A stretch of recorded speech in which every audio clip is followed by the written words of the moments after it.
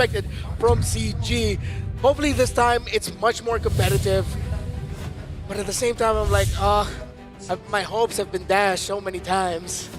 Do I still hope even more? You hope. You always hope, man.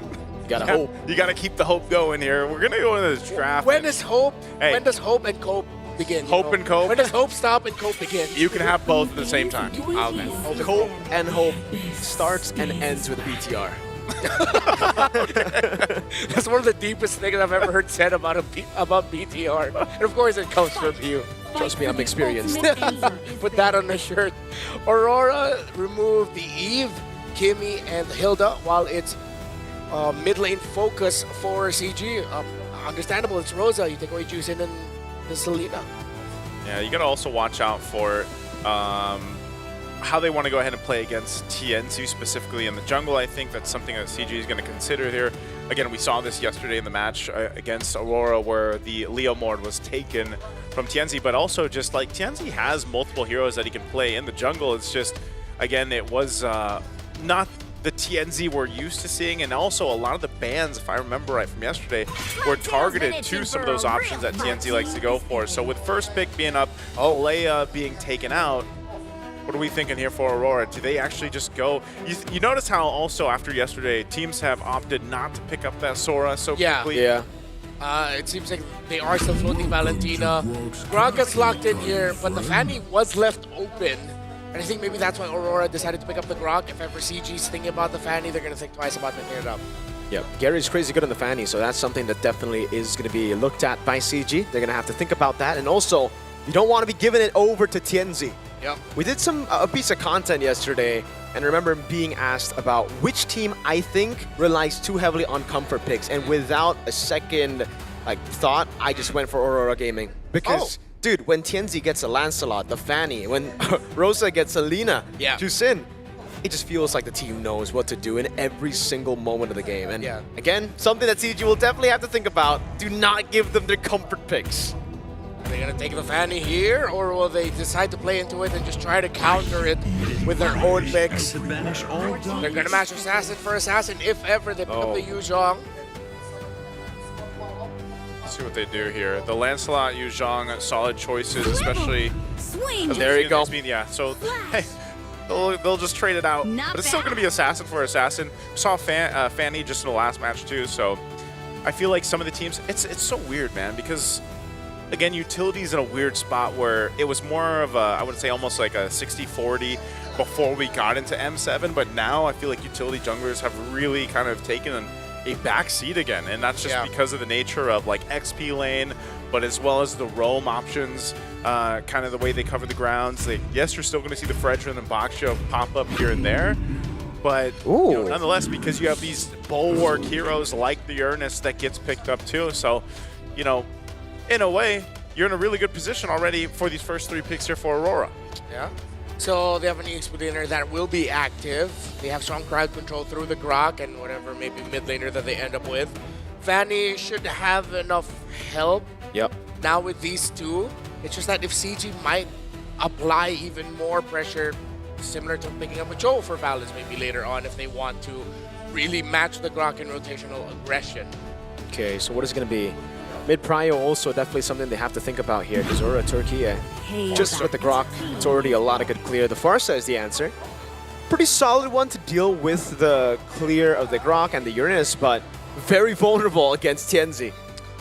That Fanny's just gonna have a great meal day.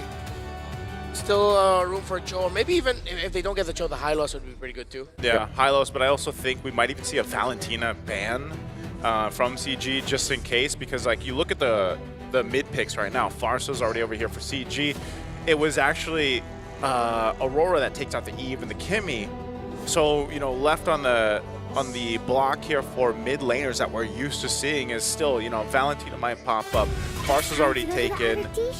Interesting though too, Lilia, one of the few heroes, or I should say teams, that can potentially pick up the Lilia. Plus, if I remember right, she got a little bit of a buff in the recent patch. Yeah. Very small one, but nonetheless still actually capable of kind of putting enough damage down, I would say. Now, the problem with this is, again, you got to be able to match what the Farsa can bring to the table in terms of early game pressure. Yes, your Fanny can do that in the physical department, but, you know, we know that teams with Fannies can also just, they're taking a huge risk to make it work. So, Badang's going to be banned out here, narrowing down the roam options for CG. Yeah, not going to be seeing a Badang bang here. Badang bang. It is one of the best heroes that you could just pick up against that Fanny to give it problems. If they're eyeing that, then maybe the high loss and or the Cho will come in as a ban. But then, as you mentioned, they wouldn't want to ban the Valentina. They banned the Lilia. I wonder if they're just going to keep taking out mid-heroes. Oh, no. It makes a lot of sense to take out the Claude. We don't see the Marksman matchup yet. Could be open for carry to get picked up by CG, considering that they do have the Uranus to deal with. Yeah.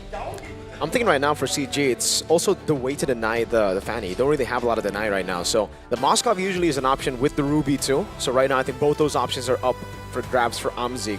I'm just wondering if they want to go and double down on the Roamer lock as well, right? Or would that be too much? Too much roam? Yeah, I feel like it might be a bit too much. Because there's always going to be an option. One of the options is going to slip through. If they ban out the Roamer, it's probably because they're just like, we don't really don't want to go up against that. We'll see if it is still going to be a roam here. Last one is going to be the carry. Yeah, so both targeting a bit of that gold lane too. So might be interesting, you know, to see what actually gets put in the gold lane on both sides. But this is the response from CG. What they want to pick up, probably, if they want to, just pick up that roam now. Wait for that gold lane pick. Oh, I mean, Moskov is still open. Moscow's still open. That's probably the safest, I would say, right, against the Fanny. Yeah, and like back home, that's what we usually see. Yeah. Iden on one side, Moskov on the other side. But if not the Moskov, you potentially, I was gonna say, just take a fighter, like just a Ruby, so you're not gonna, you know, have to deal with too much pressure in that lane. But still, with a Grok on their side too. There you go. There it is. This is the Moskov that we were expecting.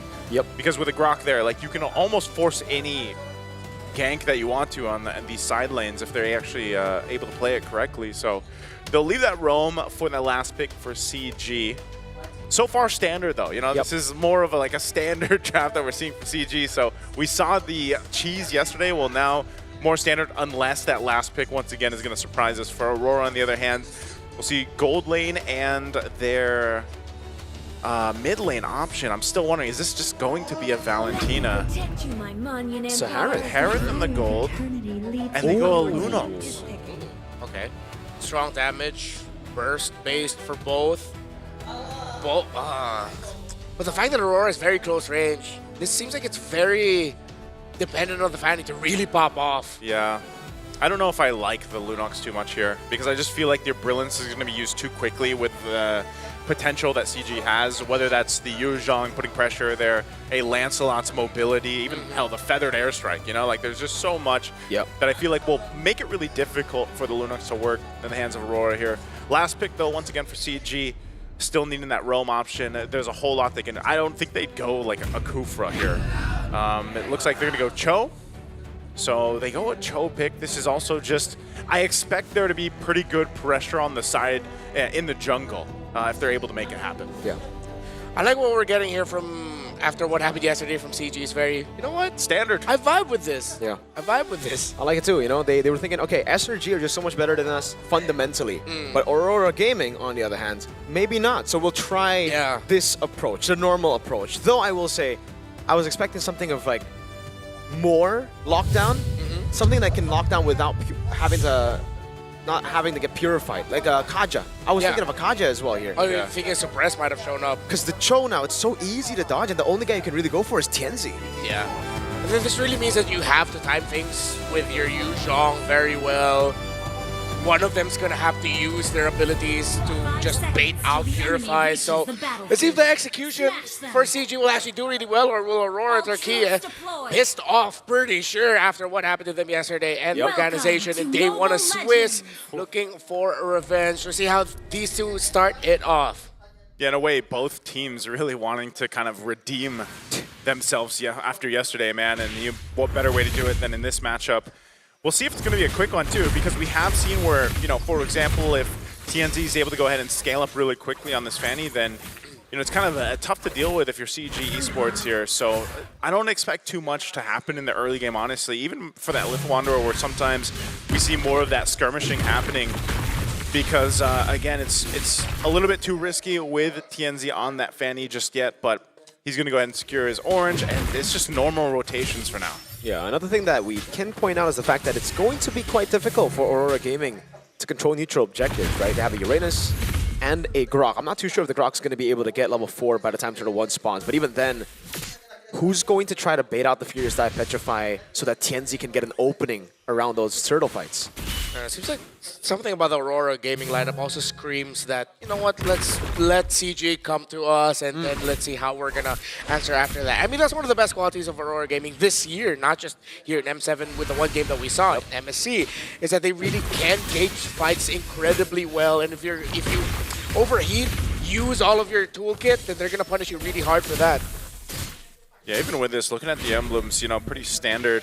Whole lot of Impure Rages, of course, here for Aurora Gaming, but we have seen like the Grok being a solid choice. We see teams now kind of opting for that when they're on the blue side in the draft, priority-wise. Again, it provides a lot of utility. The knock-up is great from a Detect Charge, but then Rosa, way too aggressive, gets caught by the puncture, and Pagu wasn't anywhere close to help. This is what I was saying, man. I was exactly about that. The Lunox dealing with this kind of mobility that comes with a lineup that CG has is tough. Great for the airstrike by Chiku. That's, man, almost just a sacrifice, but it works out in the end. That's going to be A3 with a fierce dive. Now, I'm seeing SOD all the way from downtown, able to land it on TNZ, and that means no turtle, no purple buff as well. Night and day performance so far for CG Esports. Aurora need to recover. Pagu and Rosa were there when Amzik went in, but they weren't level 4 yet, which is why that Moskov got away without a problem, Naisu.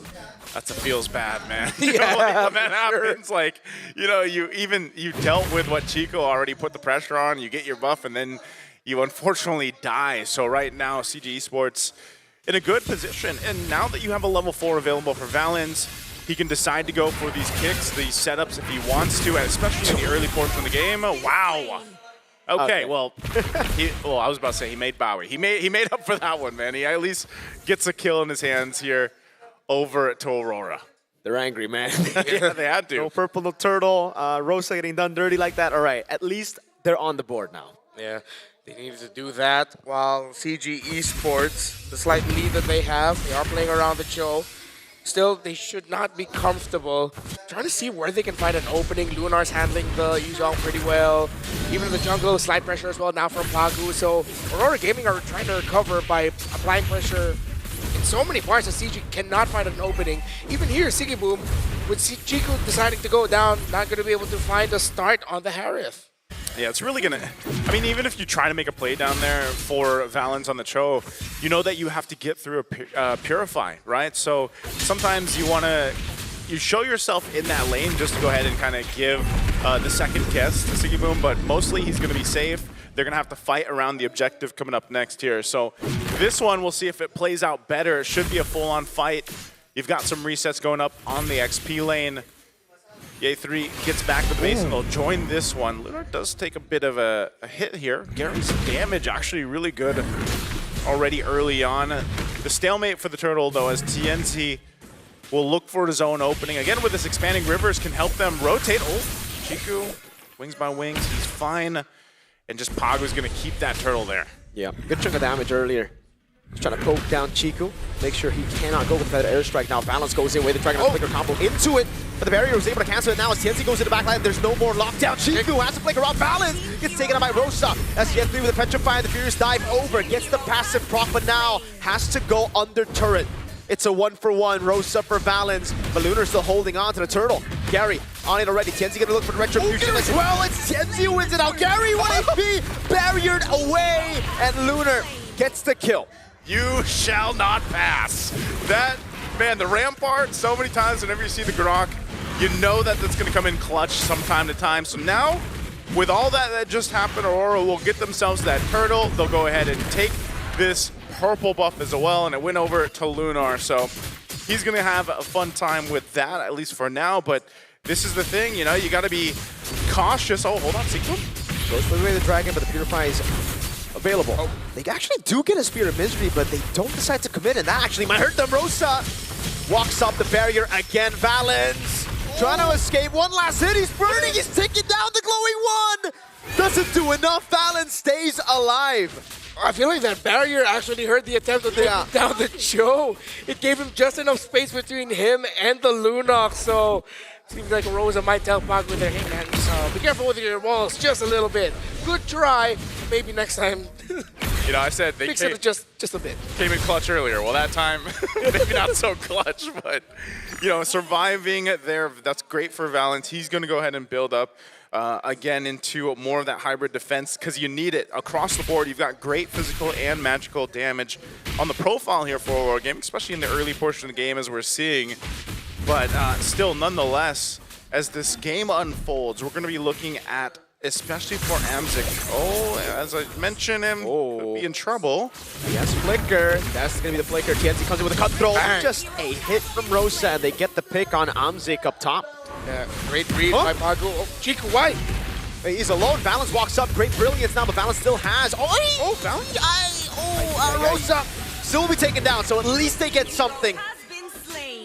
They got something, man, but that was, that was a little rough. Hey, Turtle's up, though. A result is a result in the end, and they're going to be getting to the Turtle first. Spear of Destruction is not going to land on the Harith, and the Harith will be able to clear out Tower. Aurora and CG will fight for Turtle number 3. Okay, Turtle's up here. Wow, wait, this is... They have the tempo, they have the control, but they don't want to force it. Oh, no. Hesitation.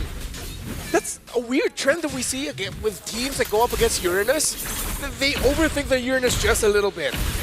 It's just because he's so annoying to deal with, too. Like, I mean, you can provide that vision. You're tanky enough to kind of just sit there and, you know, stay in their face. And so no Turtle committed actually just yet, but it looks like Aurora's going to go ahead and start this up. I think still, they should be able to secure this actually. The thing is, Tenzi already took the purple buff because in Aurora's minds, they were thinking we're not going to get Turtle. We're just going to get a trade. So it was Tenzi purple into bottom lane clear. So Gary is now super behind. Yeah. Maybe partly because since Amzik used... wait a minute. Since Amzik used SOD to try to go back to defend his bot lane tower, the CG was probably thinking, hey, we won't have our Moscow. Gary, no! Great Thorn Rose, though. Great reactions from Gary. Could have been real bad. Yeah, tough, though. I don't know if they want to re-engage here? Kick. Go on to Rosa. Fetch by Fierce Dive already. That's going to be Rosa taken down for the 4th time this game as Lunar walks up as well with the Black Dragon form gets used by Ye3. So far, just another pick. Tienzi, though, in the bottom lane, looking for the pick off onto Amzik. Spear of Misery doesn't stun him up now. Tienzi going to go for the cutthroat, will be able to do so, and even through it all, Amzik survives, but Lunar walks it up. Now it's Valens. Oh, man, this Uranus is big. That's what I'm saying, man.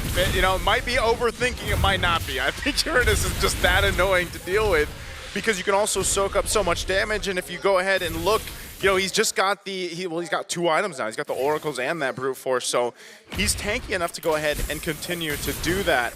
And so it gets a little more difficult now for Amzik on this Moscow. Gary is trying to get his buff. He will be able to secure it, but again, Lunar. No Thorn Rose. Consecration gets used up. He finally uses the Thorn Rose. All the peel in the world. But look at the Harith down below. Siggy Boom just picked up a free tier 2. Yeah, his heat map right now is just pretty much all in the bot lane.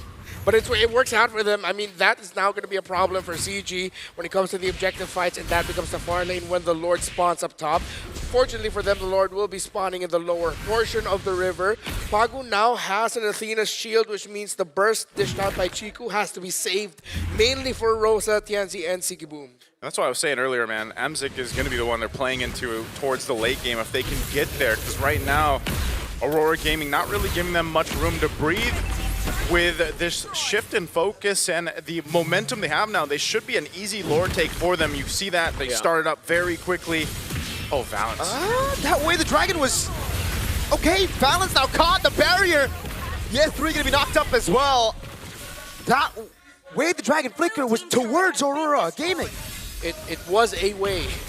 It was a way of not the dragon they were looking for, man. And so what's happening is because they're making these mistakes. They're losing these fights. You don't have any other option but to just let Amzik push across the map. That's about all they can do because these fights just are not going their way at all. And so with that, 4,000 up now for Aurora Gaming. They've, you know, even though Rosa has dealt with a lot of the deaths here, I think it's all part of the plan for this lineup and allows them to go ahead and scale up really well. Because even looking at this, you know, Sigiboom, it's going to be his time to now lock in on this Harith. He's got his Feather of Heaven and Starlium Scythe already, and the Holy Crystal, so that damage now is really online for the Harith, and I think this is going to be a difficult thing to defend for CG, just because, again, what do you do here other than drop down a Feathered Airstrike? Yeah, and even if they drop down the Feathered Airstrike, that becomes like a big signal for Aurora Gaming attack here. Look, while Gary almost gets bursted down completely by Tenzi up top. Here comes Aurora down bottom. Dude, First Lord, a base turret, and they have a Moskov and Farsa and Lance. This is a comp that you would expect to be able to defend First Lord, at least not lose a base turret. Aurora Gaming are getting everything. Yeah, like I was saying, I think it's just this bulwark of a front line that Aurora Gaming has, and they've got really good opportunities to just kind of take out the rest of the shields as they do. CG Esports will hold on to 2 base turrets, but again, you know, who's going to be the guy to make that play every time Valence has gone in? It's not been the kick that he's looking for. Either is that one. All right. I mean, they forced out Purify, I guess, but that's still 4-0 to Uranus. And that means there's no way the Dragon for Kenzie. He's able to bait them a few of those resources back. Yet 3, no Petrify. That's it. They back away. I think, again, from just that first Lord charge, they got what they wanted. That's the far lane base turret away from Lord. It's not that many teams that are able to get even a base turret right off the Lord right now, at least from what we've seen, unless you're talking about massive leads. And it's interesting because we've seen leads before being, you know, 10,000 ahead, and some teams still aren't able to get that, but they'll still put pressure. Oh, no Purify on Lunar. Oh, Lunar. Wait, the Dragon gets him out again! This is a catastrophic Chol performance. I'm sorry. Oh, Valence, you guys already had a kill. Why'd you have to kick him away? Yeah.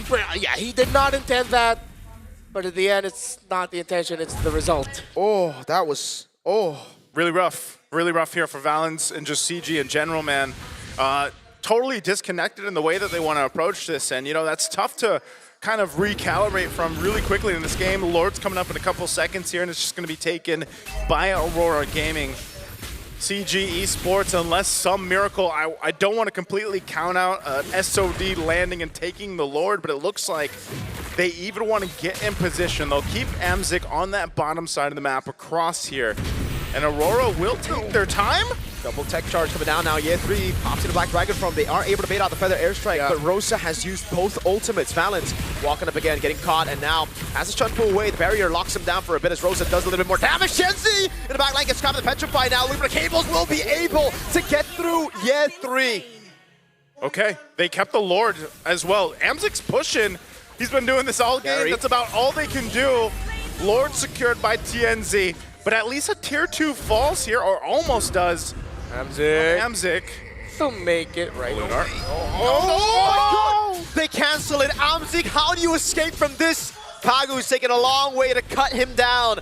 Flicker available, SOD as well, but Pagu is not going to give him the chance to do so. TNZ walking up. The way the Dragon will lock TNZ down as Amzik goes over to Spear Minister, but the tech charge will be able to peel for him. And now Amzik with the jump in over onto Amzik, and he falls. Valence, on the other hand, chased down by Lunar.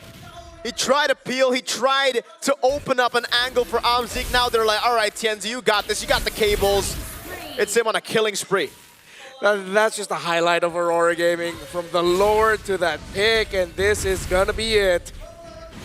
Base push in, Lord's still up, can they defend it? Black Dragon form again, Sigiboom still doing so much damage. Oh my God, in the skies, Year 3! Almost taking out Rosa with the flicker in forward. Able to pick up the kill on Year 3. Gary falls as well. It's just Chiku and Aurora Gaming move on to 1-1 as CG get pushed down even deeper.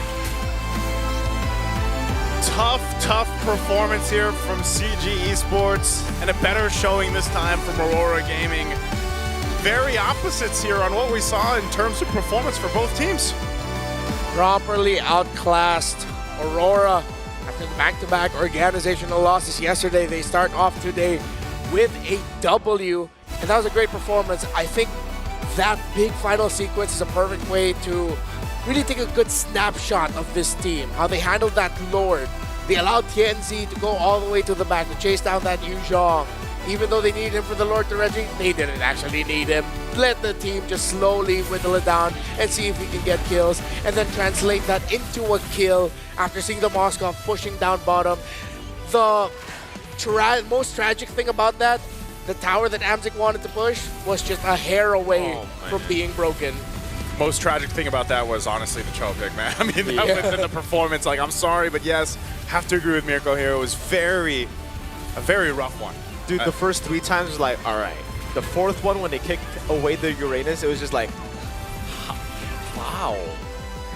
In a bad way, though, not a good wow. It's a bad wow. Yeah. There's wow and wow. Oof. It's more I like even went, one of the players, but I was like, okay, wait, hold on. Let him cook. Well, Went through the CG. bowels. Hey, yo. CG's gonna need to do a lot to really bounce back. Can we all please give it up for Aurora Gaming? All right, that was a clean win that you got against CG Esports. Now we have Bad Gal Seth and Lunar together with us here on stage, and I would like to start this off by asking Bad Gal Seth. Okay, so last year, it was a bit evident that there has been quite a struggle with you guys in terms of best of ones. So with this win that you got just now, would you say you've already adjusted and are now comfortable playing in this setup? Yeah, and since it's BO1, like anything can happen, and like yesterday, how can I say? Okay. Yesterday, I think it's just, how can I say this word? I don't know. Yeah, no, but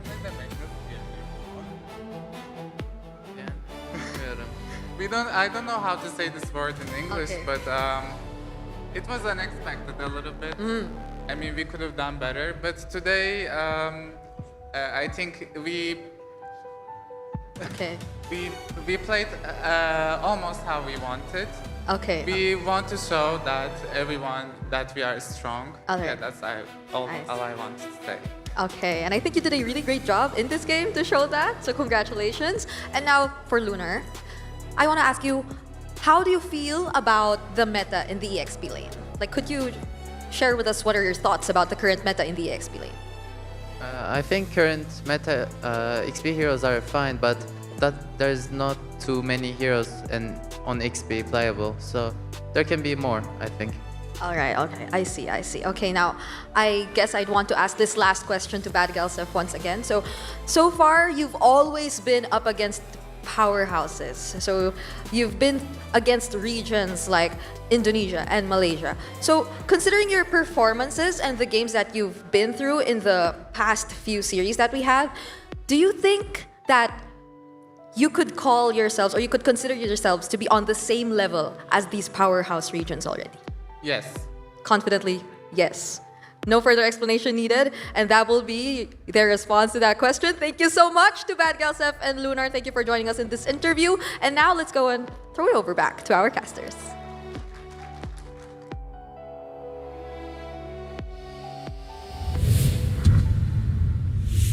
Wow, so that was Aurora Turkey's coach saying they got to perform almost completely how they wanted.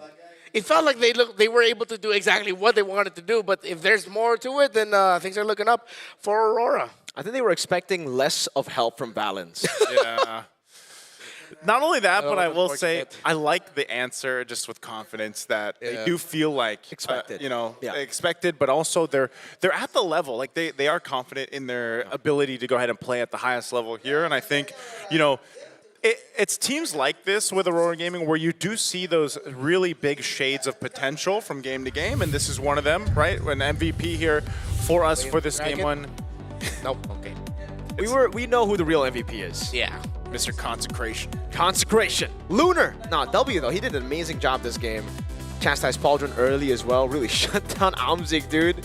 Yeah, every time that Moskov showed up and the Uranus was right in front of him, well, I mean, you just take out one of the biggest problems that you have. And most importantly, I liked how he was really just managing the Yuzong of the EXP lane. You know what's funny, Renmar, when you mentioned the heat map, Yeah. I almost thought you meant about Lunar's heat map because the dude was everywhere. Like, Yeah. He was, as soon as he was able to, he was literally everywhere on the map. And that's exactly how you want to be on this Uranus pick, providing not only that vision, but also just being a nuisance, you know? And yes, that was about as great of a time that CG Esports had. Like that one play, were they able to get TNZ after that purple buff was it? But, you know, after that, again, in every single lane, they just struggled. And I almost feel bad for Chiku in a way, because it's like, his Farsa just, like, he had the damage. Yep. He was able to go ahead and actually get, you know, some of the kills here too, but it was just unfortunate because there was a disconnection with the team as a whole here, and, you know, they just weren't able to execute the way they wanted to.